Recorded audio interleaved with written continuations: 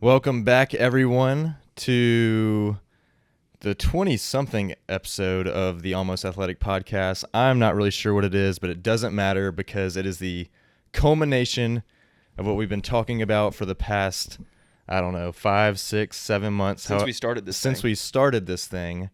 In one of our first episodes, we announced we were doing the Ironman Wisconsin race weekend.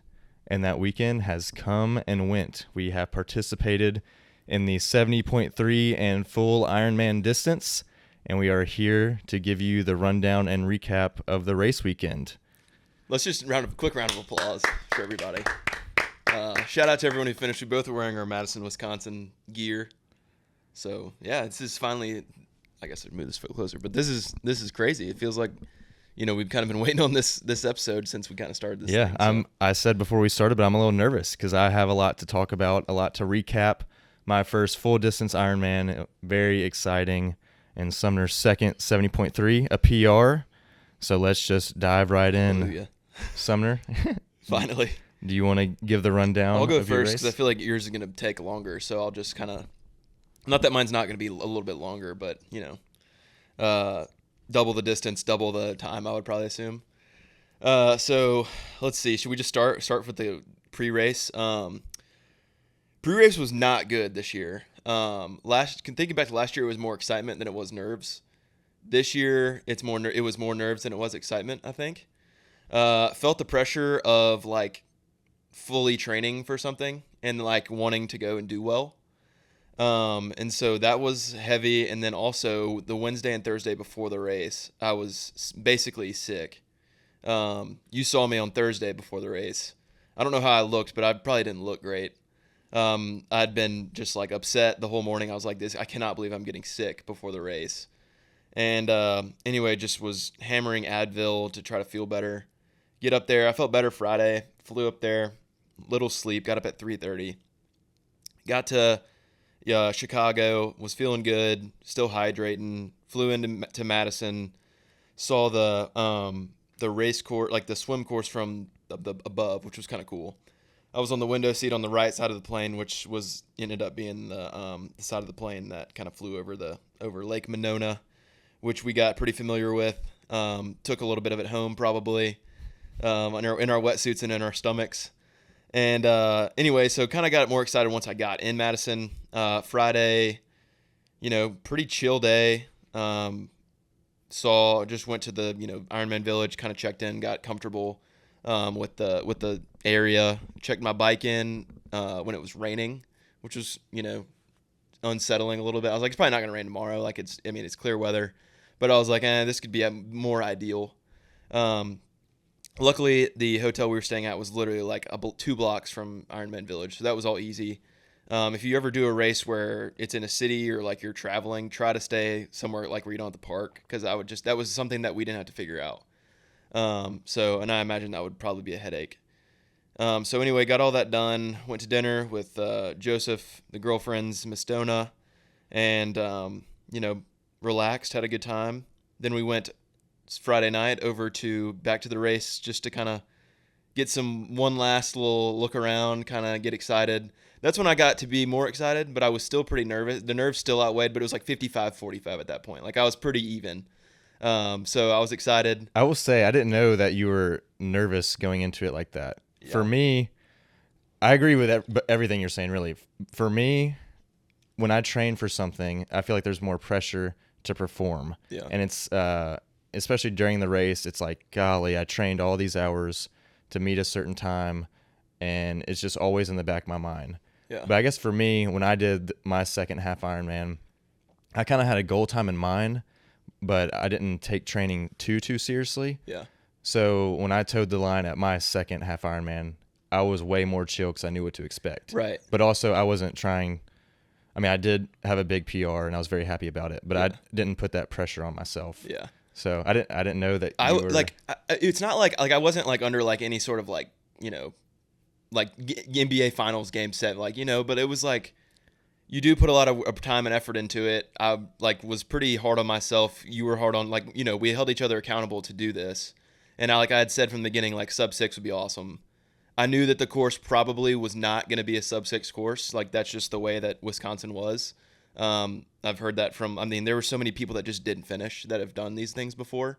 People that crashed on the bike course. It ended up, and we'll get into the race day later, but what was it? Where was that? Anyway, yeah, just the whole like training and everything, and then kind of being sick before. I was just like, I wanted to feel 100, and I was not at all.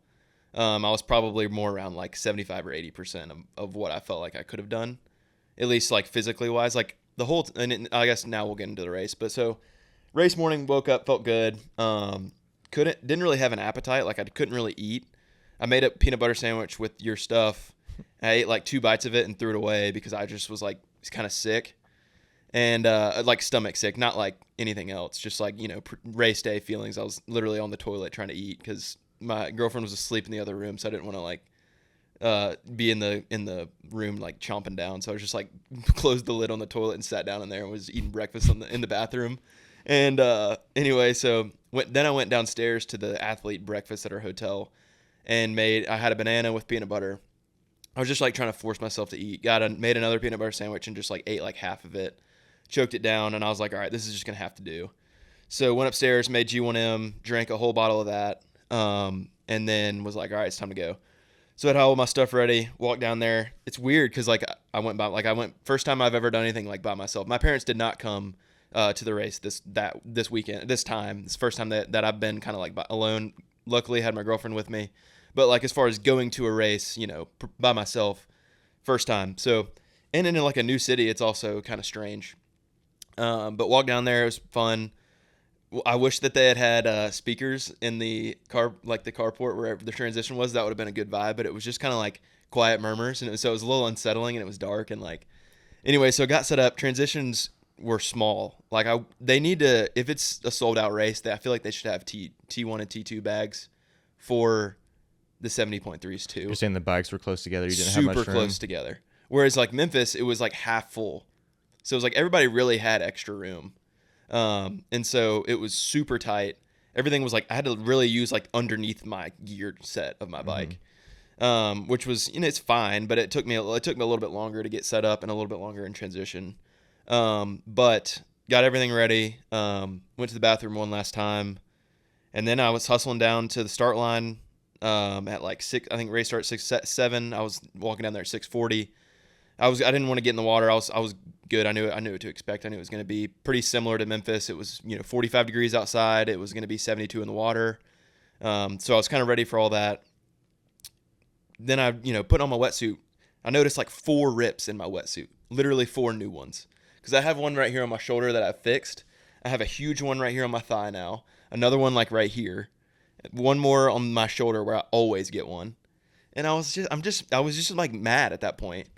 So anyway, I'm just like, just ignore it. Go get in line for the race. And so I'm walking and getting in line, and it's tight in that starting corral that they had. It wasn't like Memphis where it's super long and kind of wide.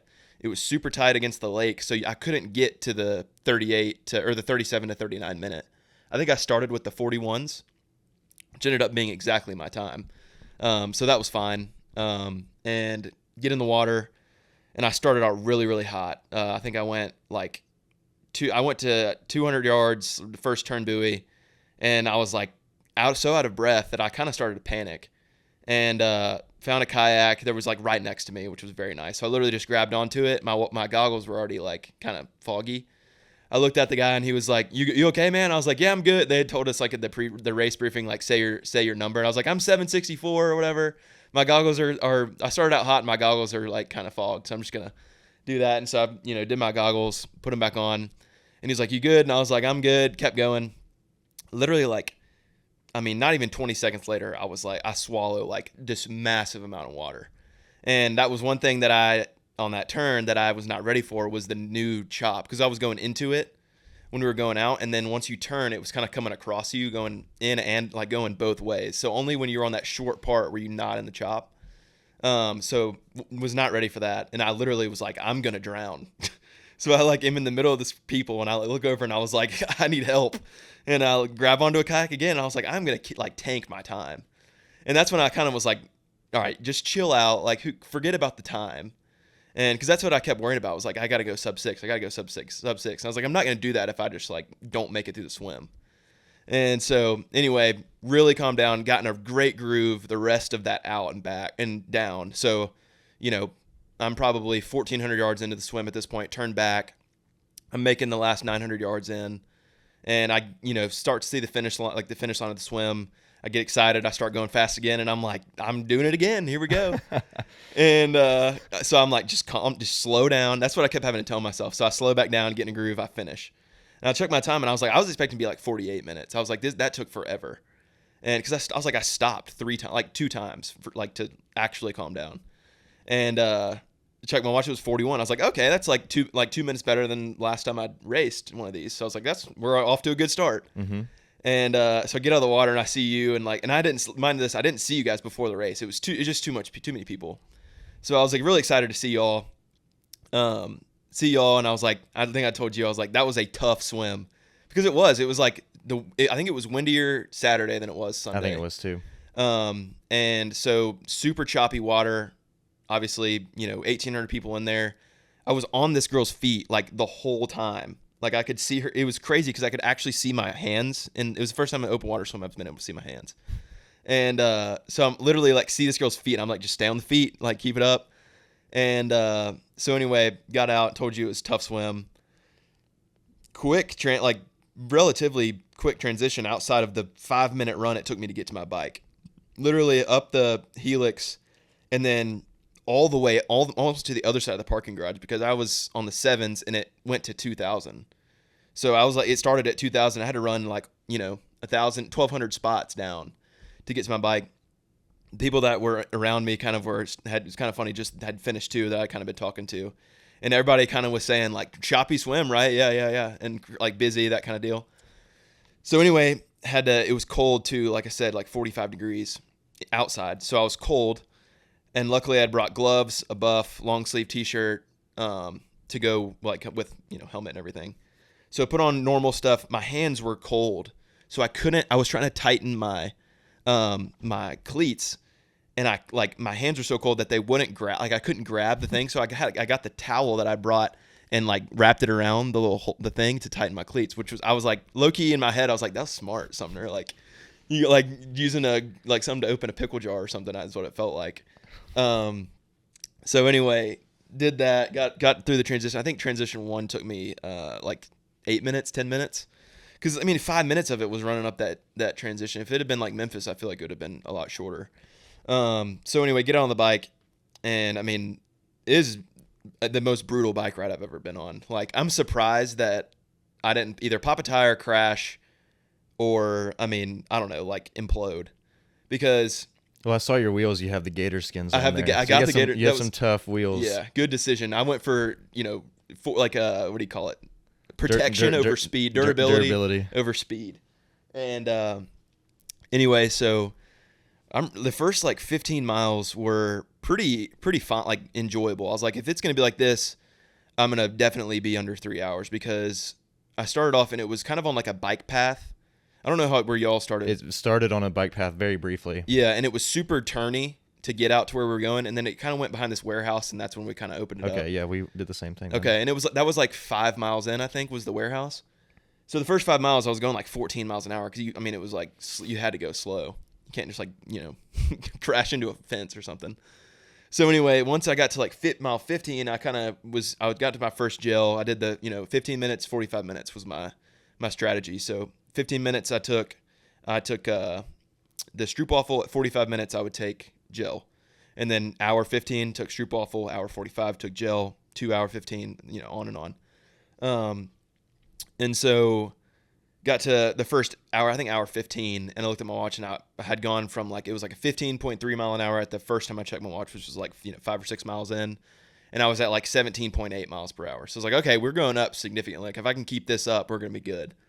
And that was like the last good thought that I had on that bike ride, because then we turned onto what I'll just say is probably the worst roads I've ever experienced in my life. Like car, bike, scooter, like on any transportation item, these are the worst roads. It was basically like riding on like, I don't even like know how to, like bubble wrap that doesn't pop.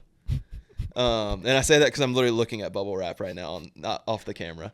But that's how it felt. It was literally like every 10 yards was like a cutout and a massive like boom. So think about like every like 2 seconds you're hitting a bump, and then in between that, small bumps the whole time. And so I couldn't get an arrow because I was like, I'm gonna fall. Like the first 15 miles was an arrow for probably 40 minutes, and like it was great because I was literally hammering hills. And after that, it was like, okay, at your own peril, like get an arrow. And at like mile 20, that's when we hit wind, which was, I mean, from other this is not from me, from a Facebook post that, you sent in our group message with our coach. It's like, I don't know if it was 45 or 50 mile an hour winds, but it was probably 40, 35 maybe. Just straight into our face the whole time. And you're kind of climbing back up towards Madison the whole way. I will say it was pretty scenic. It did not smell good. It was a bunch of free smells. I kept like kind of chuckling to myself because I'd ride past people and I'd be like, hey, free smell. At least we don't have to pay for these smells, huh? And because we passed probably like 8 dairy farms, like cow farms. And dude, it smells 10 times worse than what you would think. Like it is, I mean, I could not breathe out of my nose. And even when I breathed out of my mouth, I could taste it. I was like, this is awful. So whenever I would honestly probably bike faster, but going past the dairy fields because I was trying to get away from them. So anyway, and then you would hit a hill and then go down the hill and then there'd be a turn at the end. So you couldn't go fast to gain speed back. But I will say it was a fun ride. I was riding with a guy. I think his name was Marty, for about an hour of the ride, and we didn't get any penalty. We were just kind of riding side by side, and we heard the motor, and I kind of fell back, and then we caught back up to each other and kept going. I think he was a part of a relay team, and anyway, he went past me obviously about an hour later, but good people. I will say that was the one fun part. There was people on there. One lady kind of came up behind me and was like, "You look super fly, black, red, and white. Those are all 3 of my favorite colors." And I was like, thank you. She was wearing like purple. She had a cool color bike. It was like a sky blue. Can't remember, maybe a Specialized, but it was a road bike with just some tri-bars on it. That's one thing I kept thinking though, is if I could go back and do it again, I'd probably take my road bike, because that way I wouldn't have to worry about aero and I could just crank hills with my hands in a comfortable position. I feel like I could probably have done that. So I finished the bike in 3:23, I think. I feel like I could have done it in like 3:15 maybe on my road bike. But then again, I might have had to change the tires to the gator skins. So anyway, finished the bike, came back in, and I think again I was like, dude, that was a tough bike to you on the way in. Well, from our perspective, like the girls and everyone else don't really know the miles per hour or times, like expected times and all that. And so I obviously was more familiar with that. And I saw start off slow, and I expected you probably had to work through some people to get out of town, probably a little bit more technical, and then you were pretty much on pace to what we expected. Yeah. For I think maybe the 2 next checkpoints. Yeah. And then it was like on the Ironman app, it says expected to cross this time marker at such and such time, and it hit 0, and then it was like 3 minutes ago, 4 minutes ago, and I was like, dang, like I really hope he didn't crash or pop a tire or anything like that. And I saw 15 miles an hour. And I was like, okay, maybe it was like a tough stretch. And then it was again. And I was like, he is either in the pain cave right now or something seriously is wrong. I mean, like I would say I was in the pain cave, like, but I was like cranking watts. Like I wasn't like, my legs weren't that tired. I mean, towards the end, I was more hungry than I was tired. But that's it was on me. It took me longer than I thought it was going to take. So I didn't have enough nutrition. Because I didn't have from 240 or 215, I ate my last waffle. Should have taken one more because I could have gone for another one. Okay, what about this though? I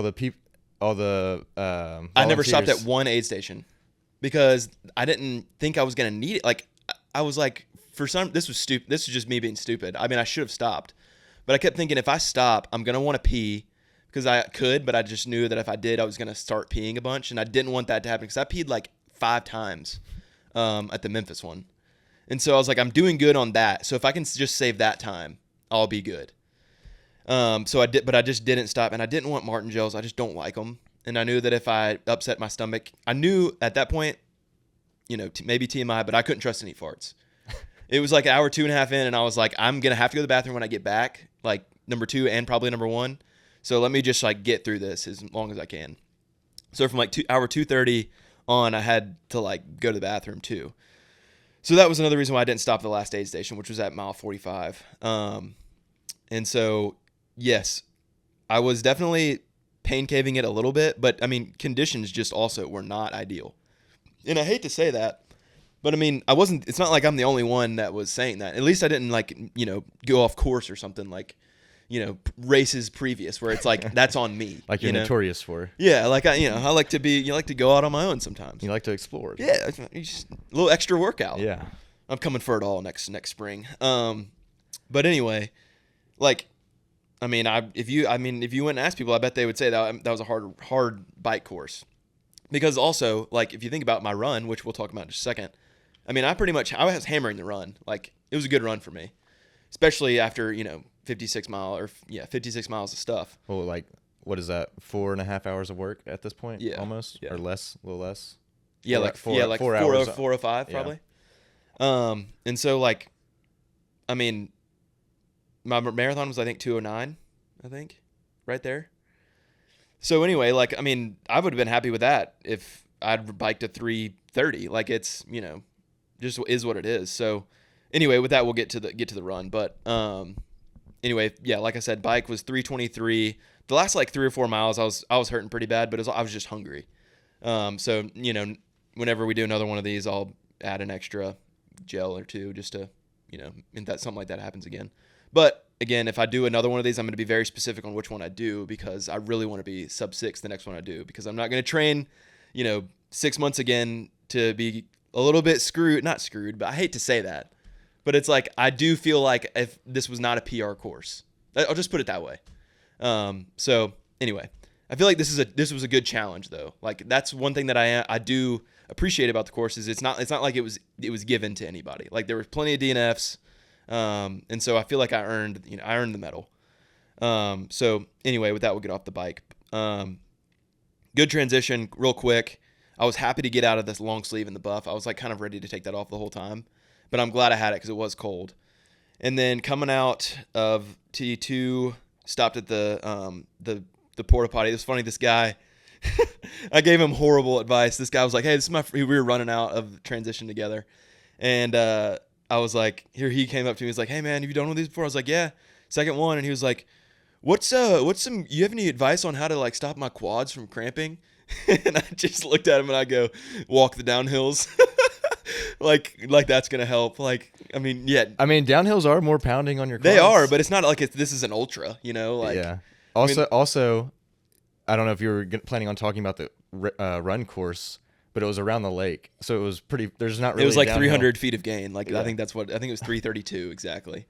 So anyway, like horrible advice. Sorry to that guy. I hope you finished. You probably finished before I did. So, stopped at the bathroom. Straight air the whole. Like I could have trusted these farts the whole time, but it was nice to get all of that out of my system because it was really hurting my stomach. Which is why when you first saw me coming out of the run, I was pressing my side because I was cramping because I was just like had so much gas in my stomach. So once I knew that I could let it go, I started to let it go and I was fine after mile 2 of the run. But I was slow starting out and then like mile 2 through 8 or 9, like I was right around 9-minute miles.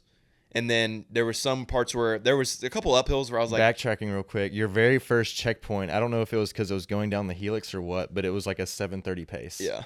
I was like, holy smokes. He's rolling down the helix. He's coming with vengeance on this. I mean, I felt good. Like, I got off the bike and I expecting to feel worse than I did. But when I got off the bike, I ate a waffle because I was really hungry. And I saved my last gel instead of having it at 2:45 because I had that last waffle at like 2:20. So instead of having that waffle or the last gel at 2:45, I had it at like 3 hours to kind of, tide me over.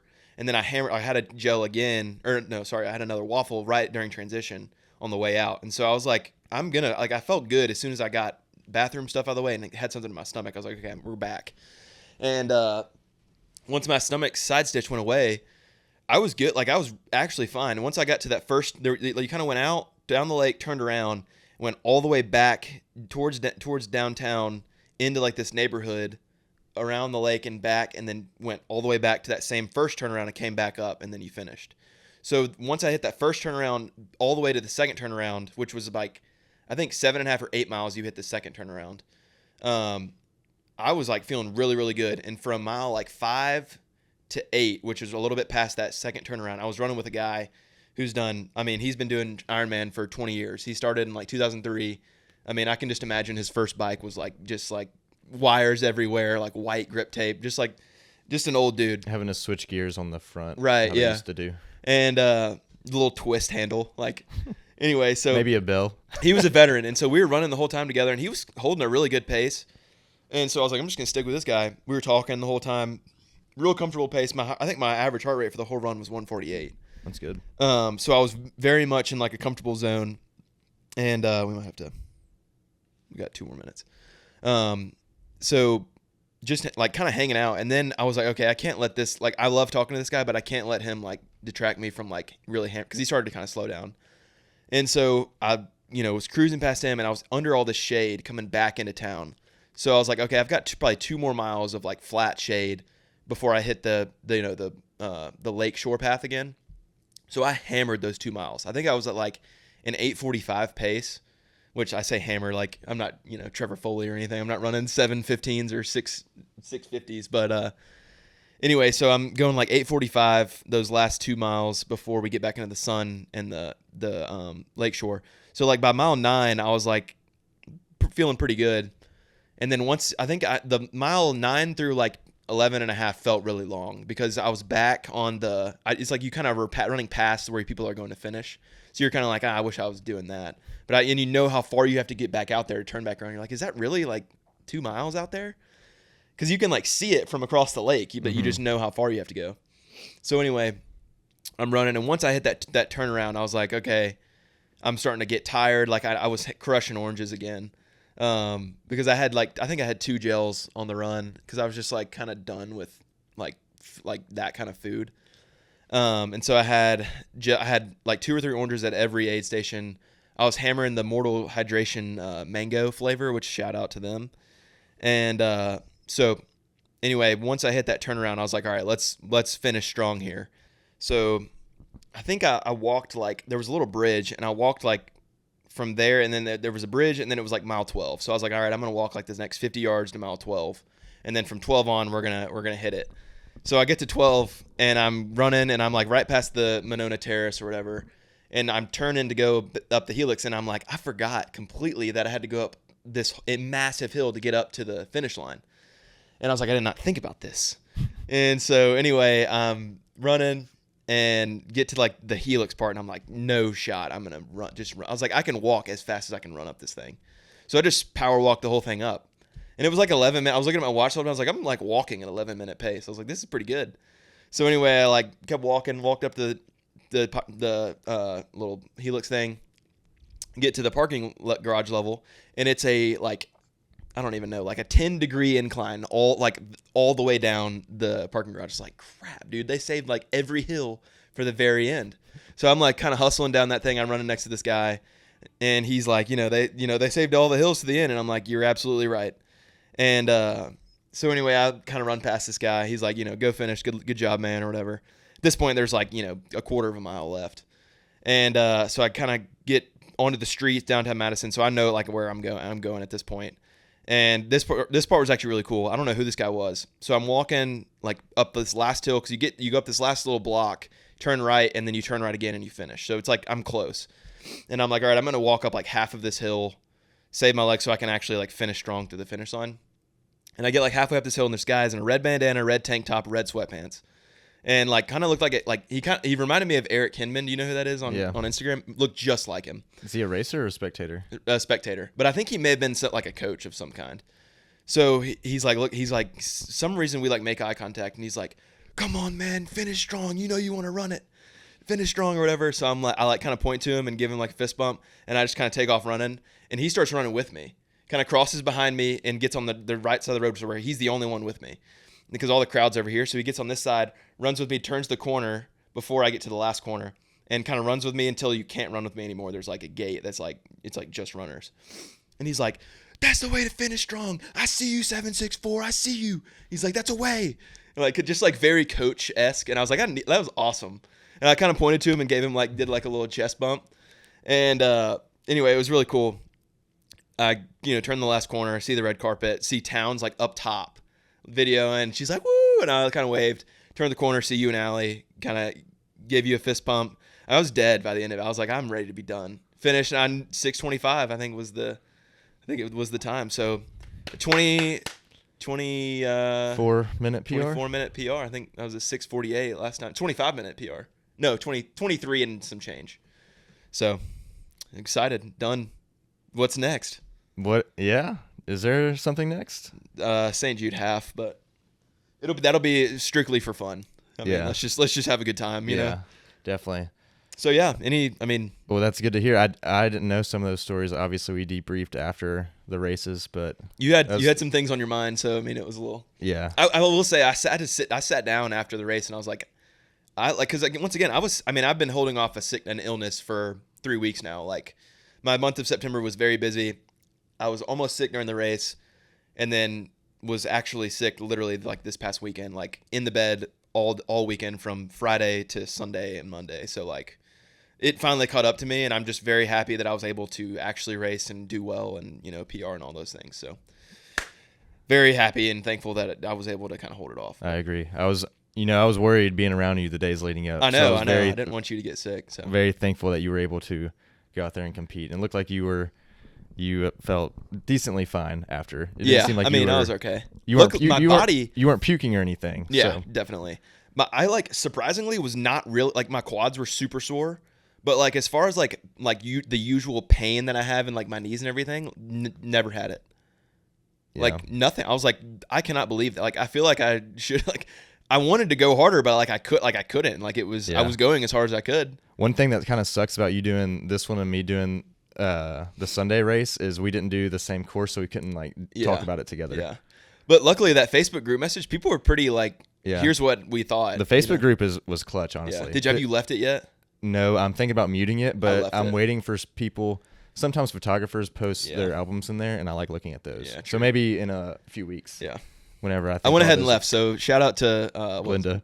Shout out to Glinda. I met her several times, gave her a couple high fives. So. Yeah, me too. And all in all, should we rate we wanted to do, should I go ahead and do my podium pick and then you do yours for after?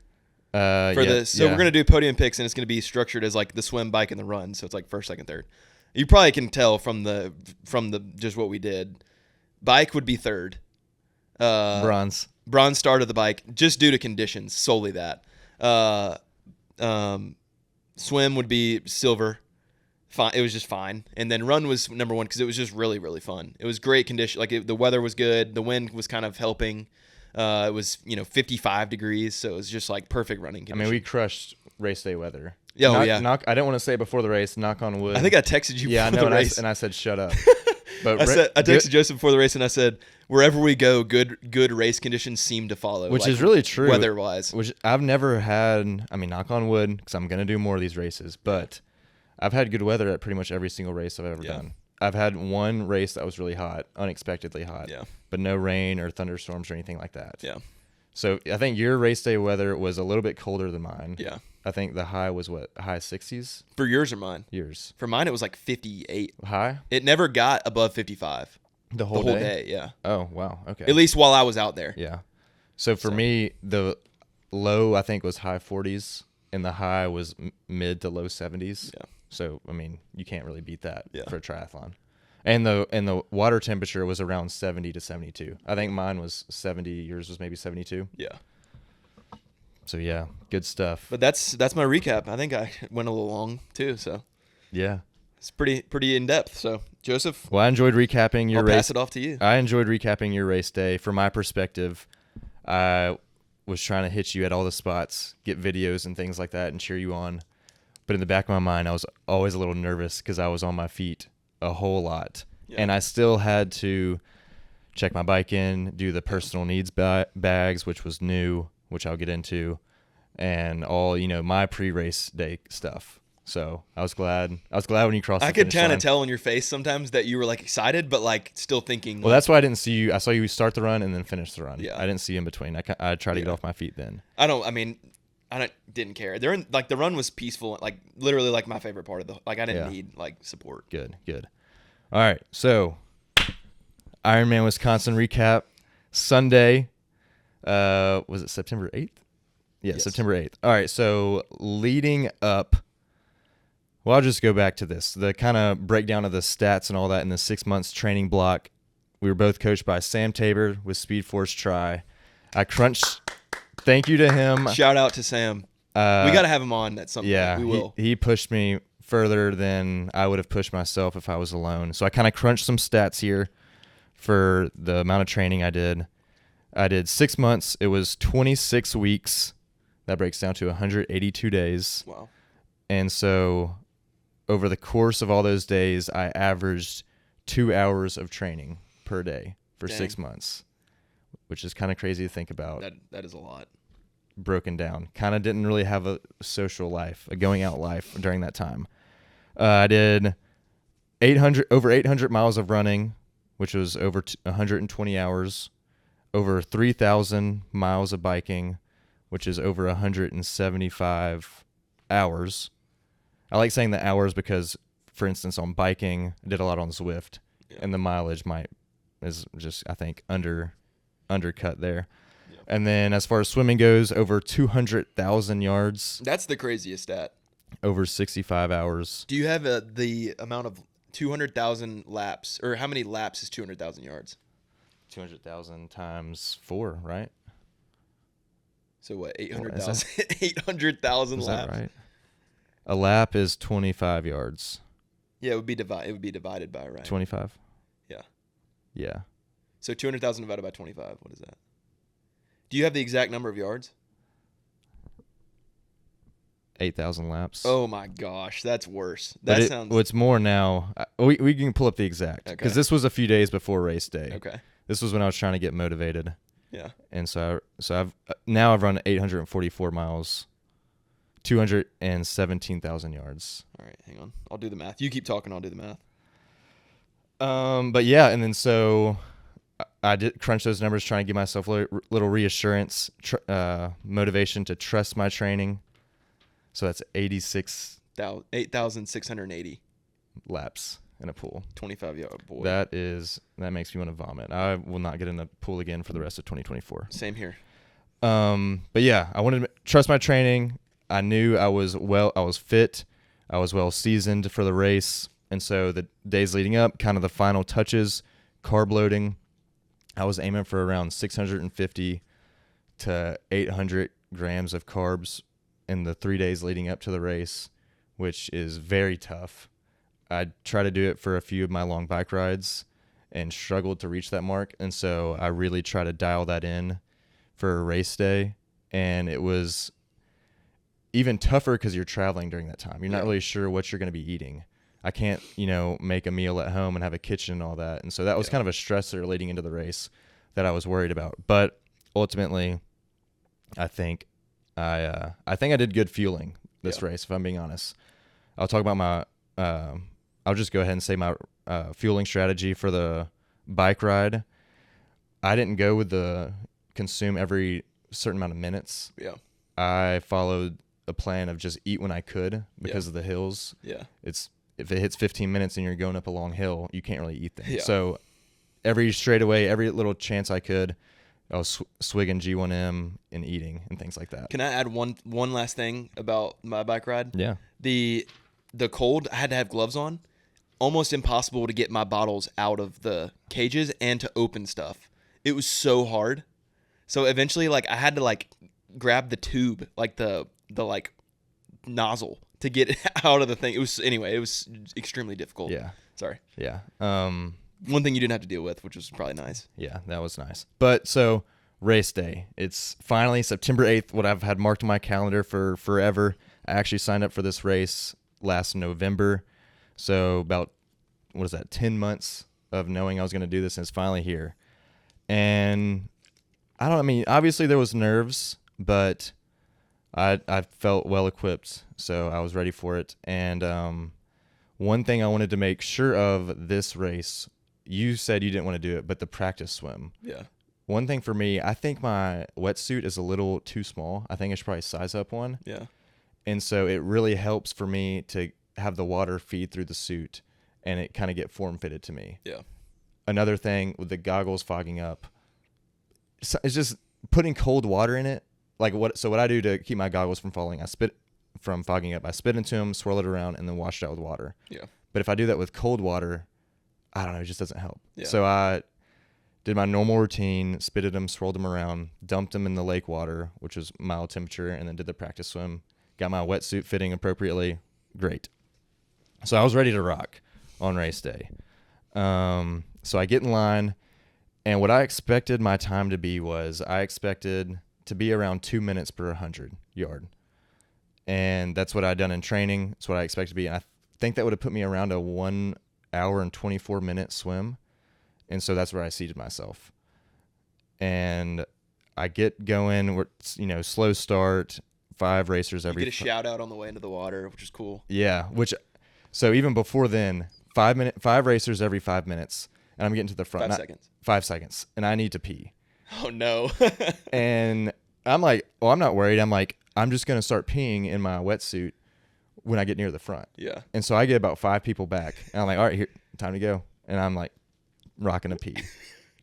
I wanted to do it close to the front where no one could really see it. Yeah. And so I get up I'm the very front person in line. I'm done peeing now. I'm like, let's freaking go. The guy starting the racers looks at me and points at his eyes. I didn't have my goggles on.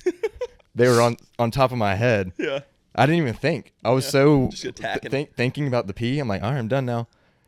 And I just like laughed to myself. I was like, I probably look like the biggest noob. Yeah. And like, the guy's probably like, this is his first triathlon. Yes, probably so nervous. But I didn't feel super nervous, which was the weird thing. I just forgot to put my goggles on. Yeah. I would imagine I would remember as I'm about to dive headfirst in the water. Yeah. But yeah, so I threw them on real quick, and I hear them like say my name as I'm entering, and then I get going, and it was a busy swim. I think the water was calmer Sunday than it was Saturday, but it wasn't like a glass by any means, and a lot of people. But so I get going the first loop, and I'm just cruising. I'm not trying to get ahead of myself. I'm trying to focus on form, extending my arms, pulling, high elbows, keeping my hips up. I'm trying to focus on each different thing as best I can.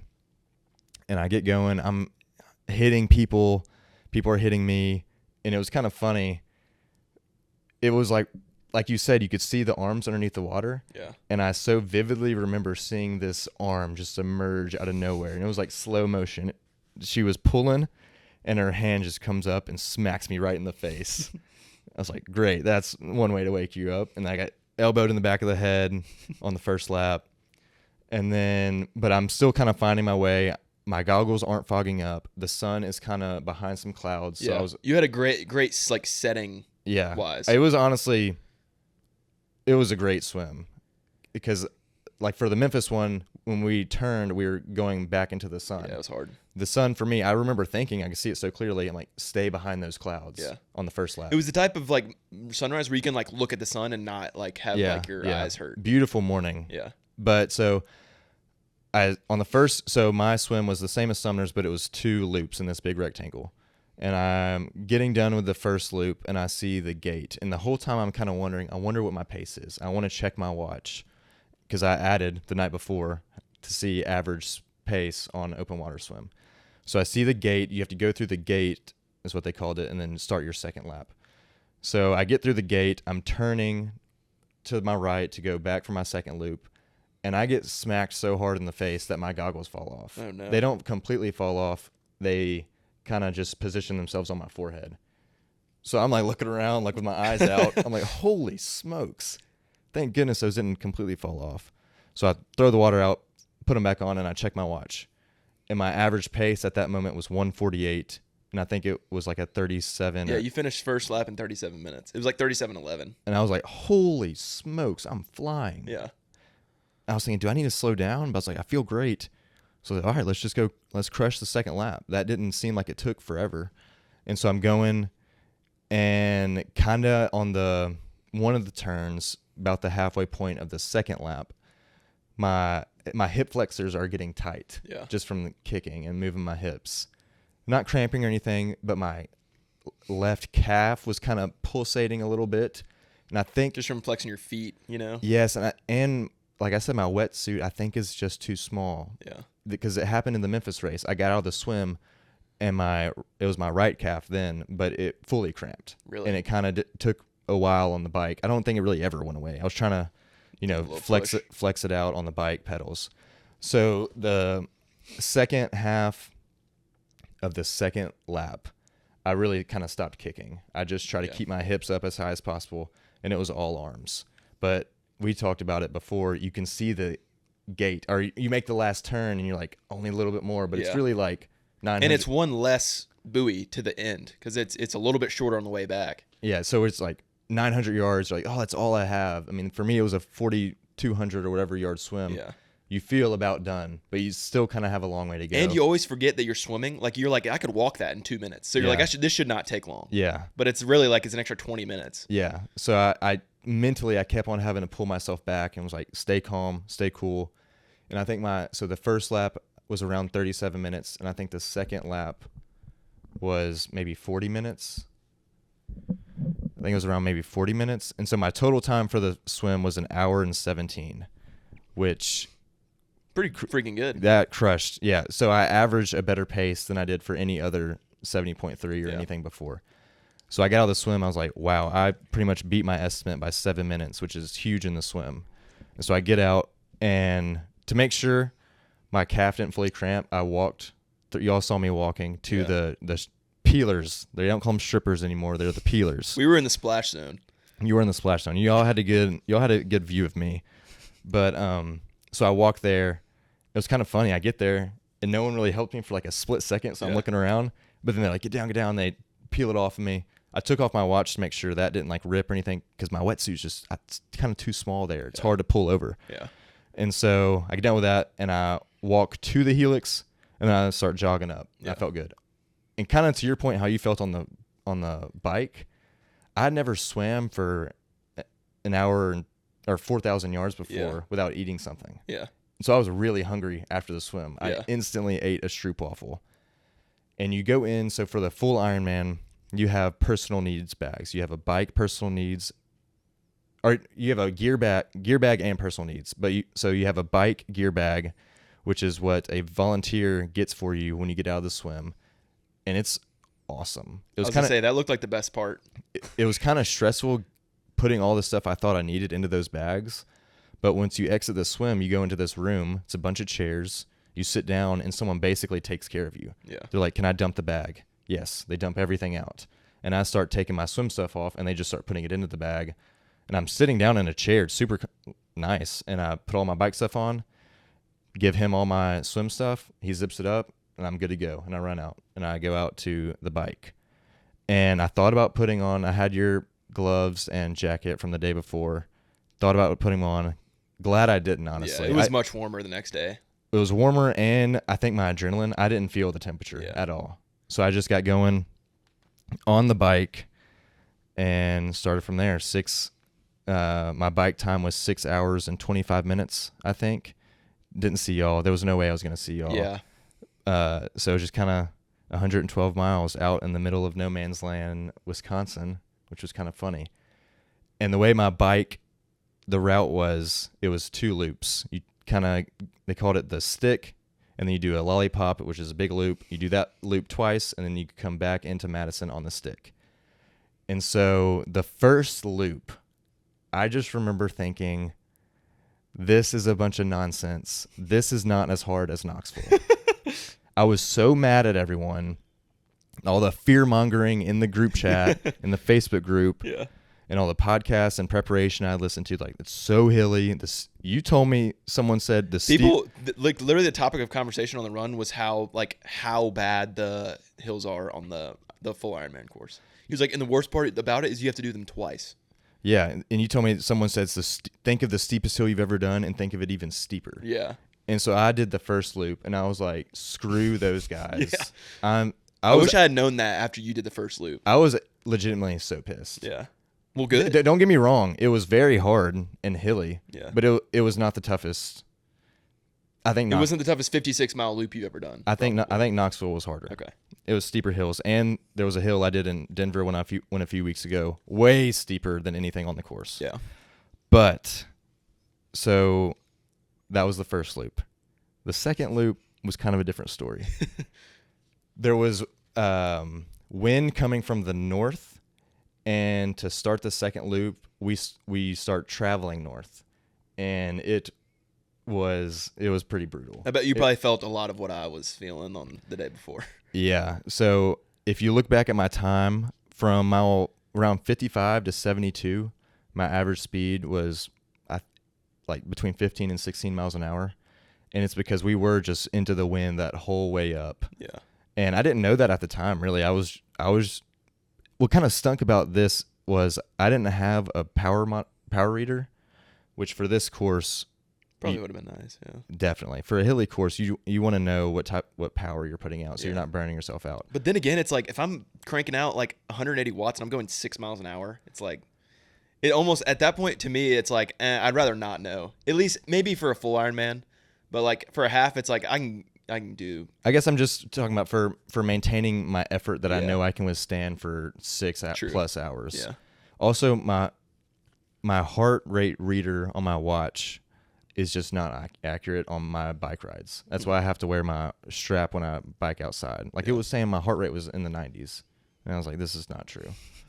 You were chilling, and so I really didn't have any data to go off of. I didn't have a power reader or a heart rate to determine my perceived effort. So I was going, to determine my effort. So I was going solely based off perceived effort, and so I was just trying to stay within myself, trying to do a pace that I knew I could withstand and hold the whole time.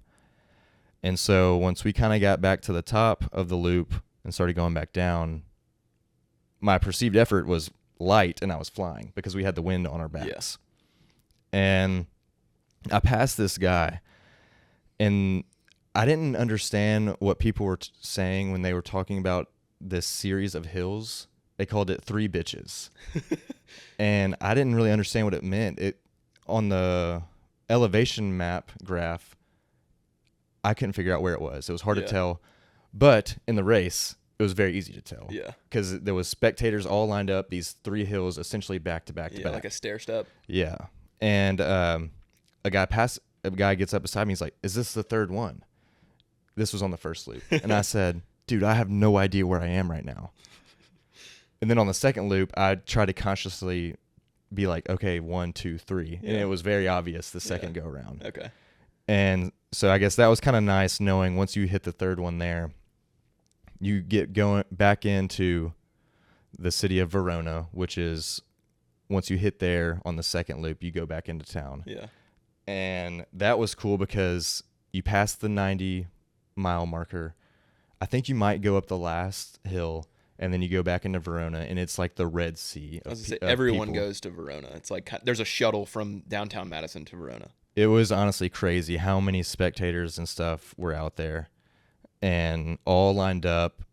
And it was kind of funny. One little funny moment on the bike was I was trying to eat more solids than gels because that had upset my stomach in training. And so I was doing a good job. I had these granola bars that were Nature Valley that held up well. But then I had some Go bars, which are horrific for bike riding. Yeah. I had one. It just crumbles in my hands and falls. Yeah. It like literally evaporates. It's too in my soft. hand. Yeah. It doesn't hold its shape. And so I kind of had enough of the gels or I had gone through all my gels and the Go bars weren't working. And so I was grabbing some stuff on the fly on the bike. I was grabbing Martin gels. These 3 poor girls holding them out in a row, back to back to back. I'm just smacking them out of their hand, basically. Yeah. And same thing with the water bottles. And I finally grabbed the last one, and I go, yes!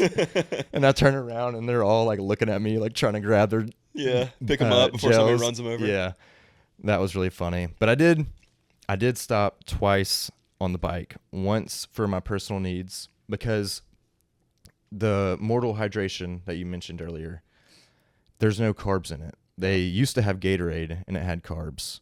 And now they have Mortal Hydration, which is just electrolytes. Yeah. And so I had to pack extra G1M bottles. So at the 56-mile mark, I replenished my bottles And so I guess that took a little bit of time. And there was no porta potty at that stop, I don't think. And I had to pee. So shortly after, I stopped at a porta potty and peed. And those were really the only 2 times I stopped. Yeah. Which is also probably why my miles per hour went down during that kind of middle section. So yeah, we're wrapping up the second loop. And even though it was much harder than the first, I was kind of under the impression going into the race that I would either be traveling up or down. Yeah.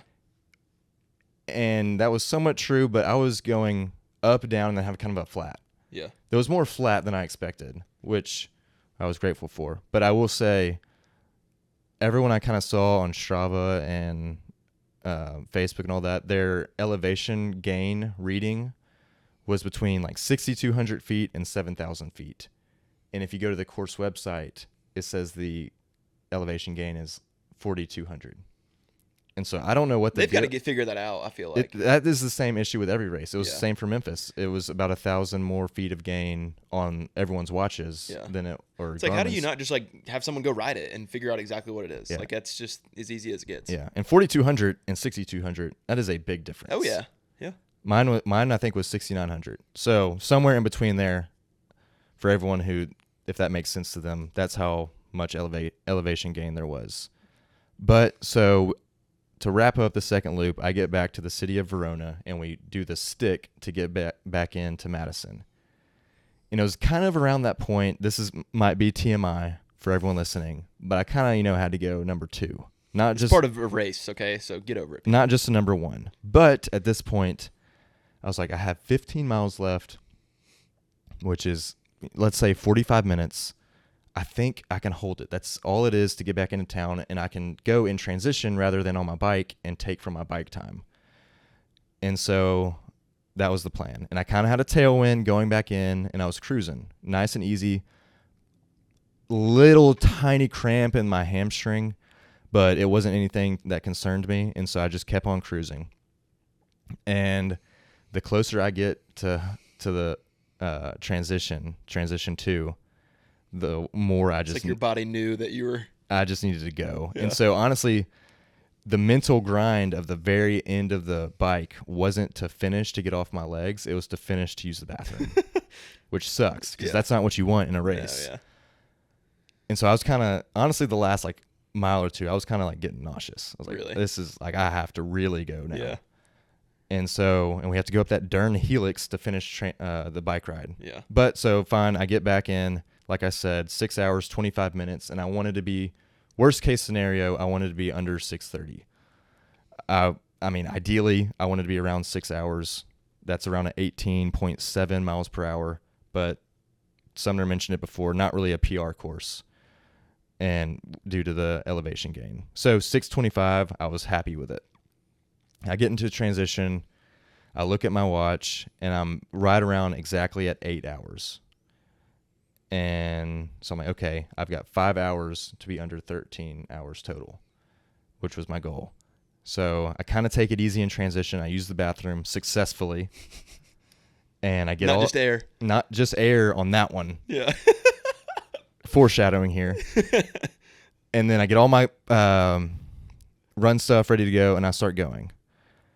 You look good coming out of the gates because that's when we saw you. Yeah, I know. I felt tremendous. My legs felt really good coming out of the run. But I was worried because I looked down and my heart rate reading on my watch was unusually high. Yeah. For the first about mile, it was started off around 186 and got up to above 190. And I was like, this is way too high. Yeah. And I think it was like a 9:40, 10 minute per mile pace. Yeah. And my body felt great, but my heart rate was so high. And so I kind of walked a little bit, and I was trying to get it down and just wouldn't. So I took off my watch, rubbed the heart rate reading side, and put it back on. And then like 5 minutes later, it just drops to 140. Yeah. And I was like, okay, that's how I feel like it. Yeah. I feel right now. This is great. So I'm cruising at 9:40, 10-minute pace every time I would run. Now I had to stop the run a few times. In the first half marathon of the run, the marathon course was two like almost out and backs kind of deal. Yeah. But the out and backs like almost touched each other into a loop. So it was like out, back, through a loop kind of deal. Yeah, I had to do the same kind of like loop type deal twice, and each section was a half marathon. So for the first half marathon, my stomach is in shambles. I'm having to go to the bathroom every about mile and a half. I went to the bathroom, not including the transition stop, 4 times within the first half marathon. And it sucked because I had to take off my whole tri-suit. Yeah. I wasn't in shorts and a t-shirt. I had to unzip, pull it over my shoulders, drop everything down, take off my bib, my sunglasses, my nutrition. Yeah. I had to take everything out. And then I'd sit down, air.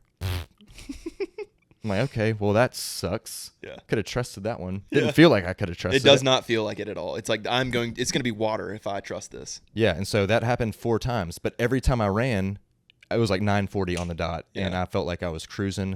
I felt good. It's just my stomach was turning. Yeah. And it was a cool course. We went through the, what was it called? Badger Stadium. Camp Randall. We went through there, made a loop in there, go up through a neighborhood, and go through the University of Wisconsin campus, kind of on this trail. State Street. Yeah, this super cool street with a bunch of bars and people. And it's basically like the college district of Madison. And so like through downtown, around, through the stadium, out where that trail you're talking about is, and then through campus, and then through like the college district, and then back all the way through the rest of it. Yeah, and then also there's 2 lakes in Madison because Madison downtown is on an isthmus, which is a strip of land between 2 lakes. Can you spell that? Can you spell it? Quiz. So I was running alongside the other lake, the one that Sumner did not run by. Lake Mendota. And so it was like beautiful course. I was having a ton of fun. If I didn't have to freaking stop and use the bathroom all the time. But so I get done with the first loop and it's like my stomach issues stop. Yeah. And I was like, yes. But I mean, at this point, you're let's see. 10 hours in, 11 and 10 and a half hours. 10 and a half, I think. Because I was essentially right at midway. If I needed to run a 5-hour marathon, I was at like 2.5 at the turnaround. Yeah. Maybe a little more. But I was like, my stomach doesn't feel good. Maybe I can negative split and run faster in the second half. Yeah. But, I mean, at that point, my legs were very fatigued. Yeah. They weren't cramping. For good reason. Yeah. And it's a weird feeling. One of the marathons I did, I was just having full body cramps on the last little stretch. I wasn't having this here, but it was just an intense amount of fatigue. Yeah. And people say it all the time, the Ironman is a mental battle, and it truly is, because I got to a stretch where there was this guy who kind of looked my age, and I was just right behind him. He definitely heard my footsteps right behind him the whole way. And I was like, I'm not stopping until this guy stops. Yeah. And he never stopped for like a full 1.5 miles. And so I was cruising with him the whole time. Well, then he stopped.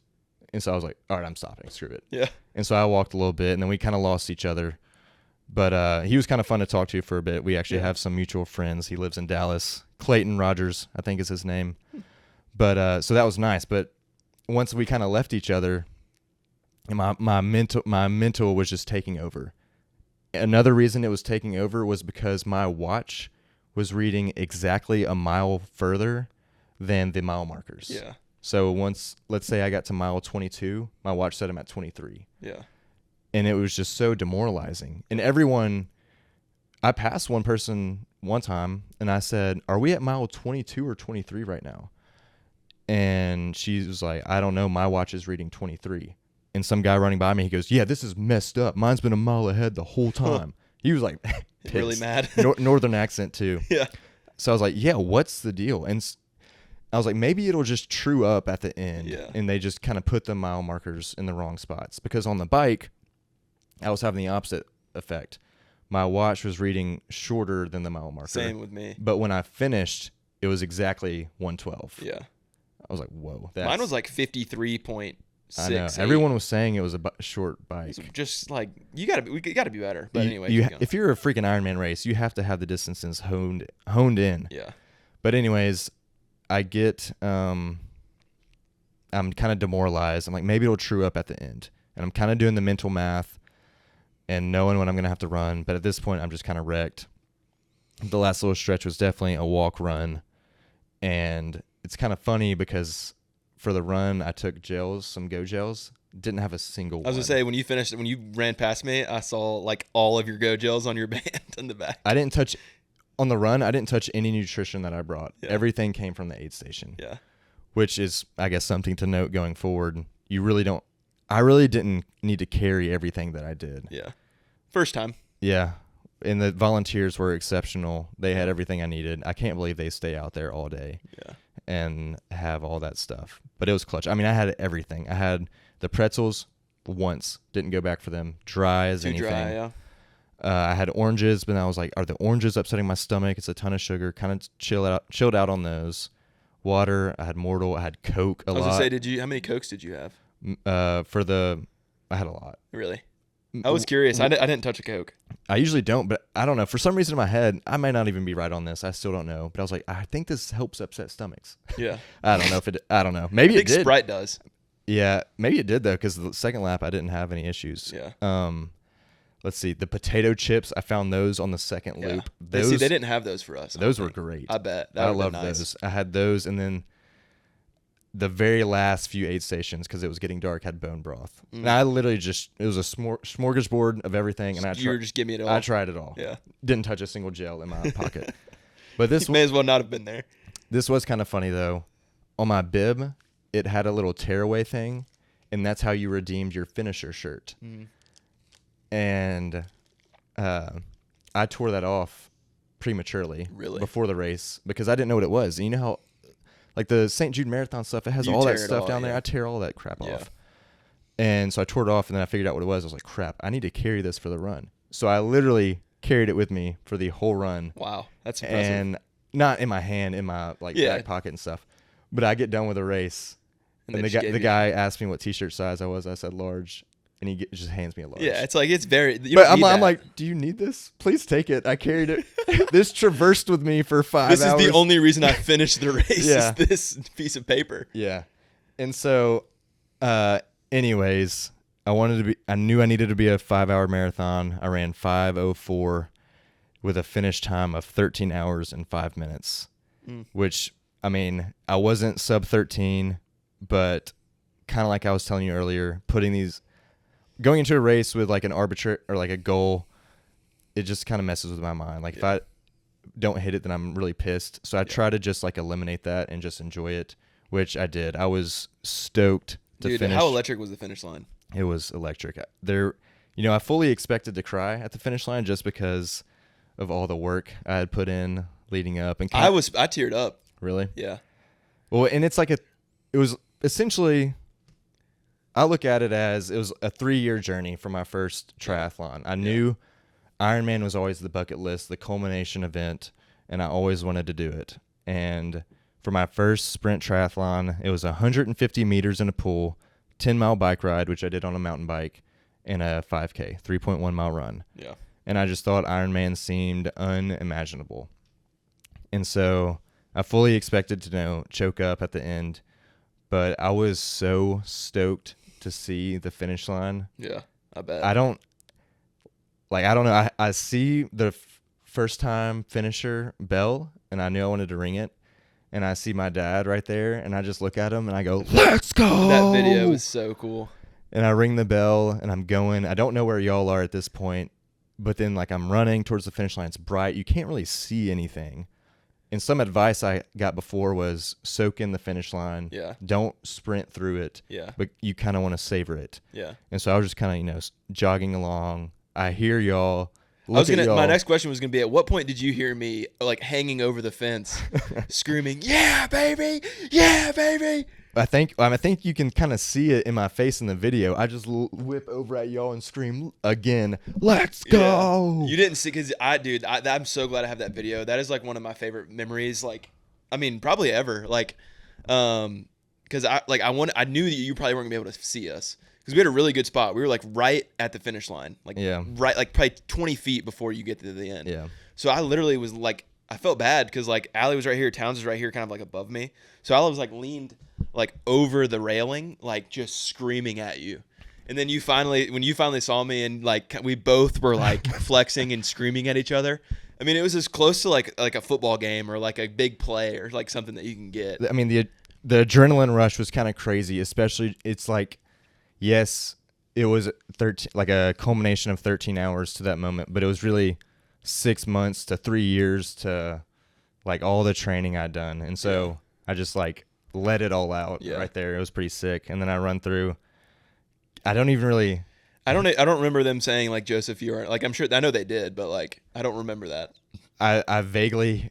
It wasn't as like pronounced as I thought it would be. I thought I would be able to like hear it with them, but I hear them say you are an Ironman, and I walk across, and I'm like just stoked. Yeah. And the guy, it's kind of funny. The finish line people, which again are great people, they're holding on to you, but they're kind of holding firmly to make sure you're okay and don't pass out or fall down. Yeah. And he's like, I saw them. He's asking me like, "Are you okay?" I'm like, "Yeah, I'm great. I'm done." I've never been better, buddy. And he's, "What size?" And that's when he asked me what size. And I said, "Large." He brings one to me like, "Well, here's my redemption certificate thing. Do you not need it?" Yeah. He's like, "No." It's like, crap. Just throw it on the ground. He's holding the shirt and the finisher hat at this point. Yeah. It's like, I wanted, like, do I get that now? Like, he's like, "Well, I'll hold on to it. Go get your picture." And did you already have your medal on? Yeah, he puts that on, and then I'll give it to you. But it's like I was like so excited to be done. I wanted all the finisher stuff. I wanted it all. Yeah. But everyone was so nice at the finish line, and then it's just kind of crazy thinking, like being done, and then thinking back at that moment, like, wow, I swam this morning. I was on a bike 5 hours ago for 112 miles. It's crazy. What a long day. It's just like, I mean, I know I did it, I trained for it, but it truly is hard to think about those distances and then all at once. Yeah. Which I guess is what was going through my mind at that finish line when I was screaming. Let's go. Yeah. But I mean, it was awesome experience. So cool. I definitely would not have been able to do it without y'all's support there, my family's support, my family coming with me, Town's coming with me. Having you up there was awesome, and Allie and Sam coaching me through it all. I definitely would have not finished as strong as I did and as well as I did without him pushing me and programming my workouts. And if I were to do it on my own, sometimes it kind of sucked. If Sam, you're listening, brutally honest, to have someone looking over your shoulder every day. But if it was just, I don't think you missed. Did you miss a workout? Not many, but I missed a few. Yeah. Sometimes it was more so if it was logistical, or like, I mean, I had a few trips, or I had a little bit of knee pain at the very end, which made me really nervous. Yeah. And so I didn't do like a run or two at the end. But yeah, Wisconsin, we didn't have any affiliation to Madison, Wisconsin before the trip, but it definitely has a special place in my heart now. Yeah. Cool city. Great race. I mean, your race was hard. My race was hard. It was a challenge. Challenge complete. And the run, I know I'm kind of jumping all around here. There's so many thoughts going through my head to recap it all. But the run really was not all that hilly. There was a few hills.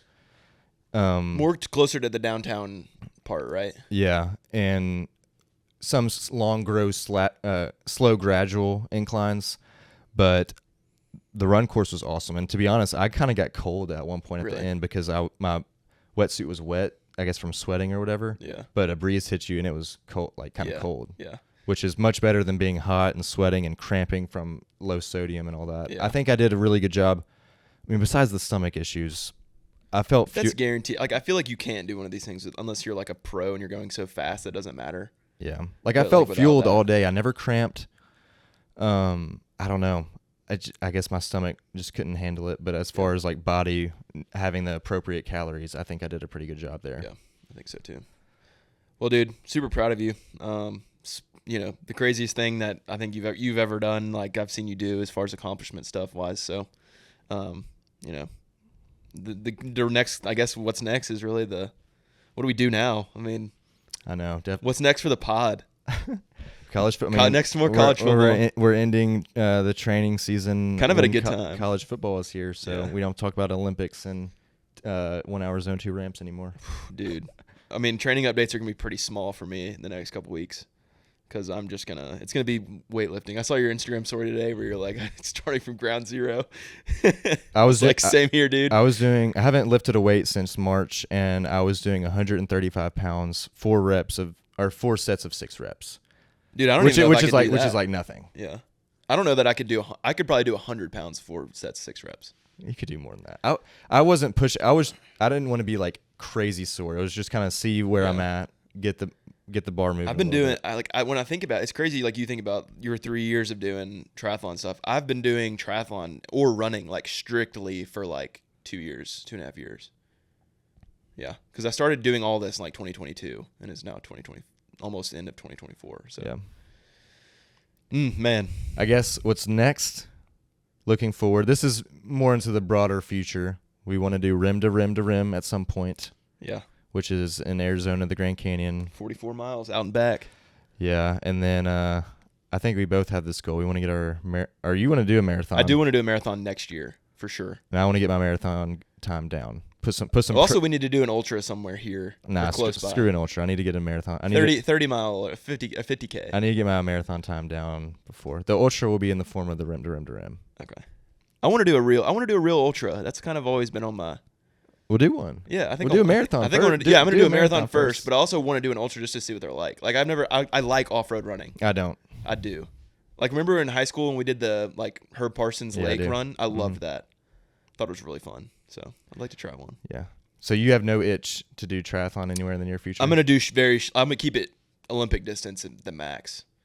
I just don't, like you said, I'm very burnt out of the pool. Like I don't so much mind the bike and the run, but the pool, man, I like simply don't want to swim over 1,800 yards for the next 2 or 3 years. Yeah. Like I would like to get really good, like because like again the sprint, I have unfinished business with sprint triathlons, and I think I can win my age group. And you're not gonna be in my age group. Well, you might be.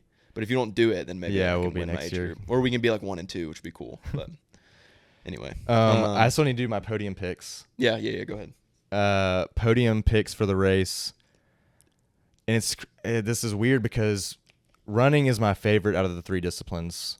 The swim went the best. I was blown away by my swim. So I think that's number 1 for me. Yeah. The run, number 2. It was a very tough run. I was fatigued, tired, drained, stomach issues, but it was still pretty. Yeah.